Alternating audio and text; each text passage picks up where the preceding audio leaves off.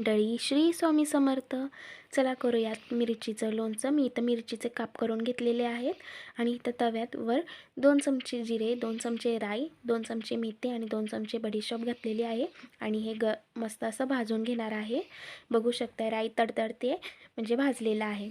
आता एका ताटात काढून थंड करून घेतणार आहे. थंड झाल्यानंतर मसाला बारीक करून घ्यायचा आहे आणि मिरचीमध्ये टाकायचं आहे हळद आणि तो बारीक केलेला मसाला. तेल गरम होत आहे तोपर्यंत इथे टाकूया आपण मीठ. चवीनुसार टाकायचं आहे आणि परत एकजीव करून घ्यायचा आहे आणि इथे टाकायचं आहे 1 लिंबू. आणि जर तुम्हाला लसूण टाकायचा असेल तर लसूण सोलायचा आहे आणि तो थोडासा त्याला मार द्यायचा आहे. मार म्हणजे काय, थोडा चेचायचा आहे आणि ह्याच्यात टाकायचं आहे. आता इथे माझं तेल जरा नॉर्मल थंड झालेलं आहे. बघू शकता. आता मिरच्यांमध्ये घालायचा आहे आणि जोपर्यंत मसाला मिरच्यांना लागत नाही तोपर्यंत आपल्याला एकजीव करून घ्यायचा आहे.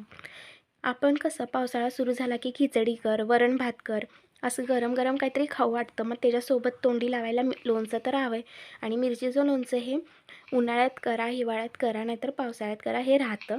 इथं बघू शकता कोरडी साफ भरणी घेतलेली आहे मी आणि यात मिरची टाकत आहे आणि हे खूपच छान लोणचं लागतं. तुम्ही करून एकदा नक्की ट्राय करा. धन्यवाद.